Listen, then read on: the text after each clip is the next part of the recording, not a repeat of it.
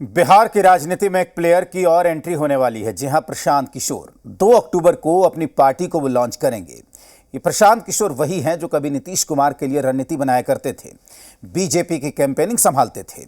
अब वो सियासी दल बनाकर बीजेपी और जेडीयू को चुनौती देने वाले हैं।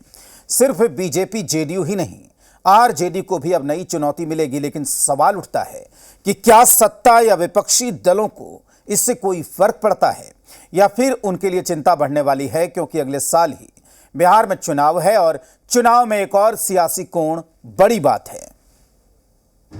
नीतीश कुमार मांगे कि अभी 18-19 वर्ष से खून चूसने से मन नहीं भरा है, 5 वर्ष और हमको मुख्यमंत्री बनाओ। जो 9वां खेल है, जिसको कभी जीवन में कोई परीक्षा नहीं देना पड़ा, उसको आप बना दीजिएगा नेता। बिहार की राजनीति में प्रशांत किशोर का पदार्पण होने वाला है। बापू की जयंती के मौके पर प्रशांत किशोर राजनीति का नया अध्याय लिखेंगे। अक्टूबर को दल बनेगा कि नहीं बनेगा, आपसे भी पूछ रहा है। और इस अध्याय में प्रशांत के निशाने पर सिर्फ 2 ही शख्स हैं, नीतीश और तेजस्वी। तो क्या प्रशांत की राजनीति की नई पारी जेडीयू और आरजेडी के लिए परेशानी खड़ी करेगी?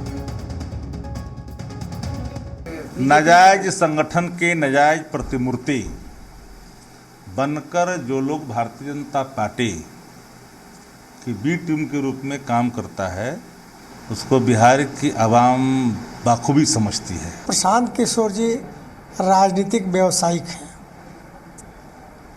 और राजनीति में हर पार्टियों से इनका मतलब व्यवसाय किया इन्होंने। तब कोशिश कर रहे हैं कि हम भी राजनीति में पैर रखें। जेडीयू हो या फिर आरजेडी, प्रशांत किशोर को दोनों कारोबारी मानते हैं, जो सियासत के मैदान में सिर्फ रणनीति बनाने का कारोबार करता रहा है। तो क्या रणनीति बनाने वाला सियासत नहीं कर सकता? प्रशांत किशोर जी एक बिजनेसमैन है, व्यवसायी हैं, तो वो दुकान चला रहे हैं। सारे पॉलिटिकल पार्टी समाप्त हो जाएगी और प्रशांत किशोर जी चलेंगे, जिसकी पहचान ही अभी बिहार में नहीं है।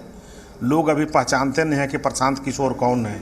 इस देश में कौन सी ऐसी पार्टी है जिसके लिए उन्होंने काम नहीं किया? तो जो ही बातें कह रहे हैं उसका इसलिए कोई विशेष महत्व नहीं रह जाता। मुझे तो अभी भी लगता है कि वो कहीं ना कहीं बीजेपी के इशारे पे ही ये सब कर रहे हैं।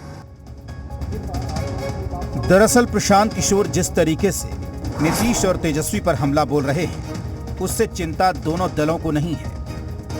असल चिंता की बात यह है कि प्रशांत किशोर जिस युवाओं को लेकर बात कर रहे हैं, उससे परेशानी जेडीयू और आरजेडी की बढ़ सकती है। मुसलमानों को लेकर खुलकर अपनी राय रख रहे हैं। यही असल चिंता नीतीश और तेजस्वी की है, क्योंकि सवाल वोट बैंक का है।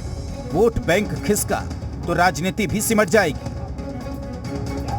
रुपेंद्र श्रीवास्तव, जी मीडिया, पटना।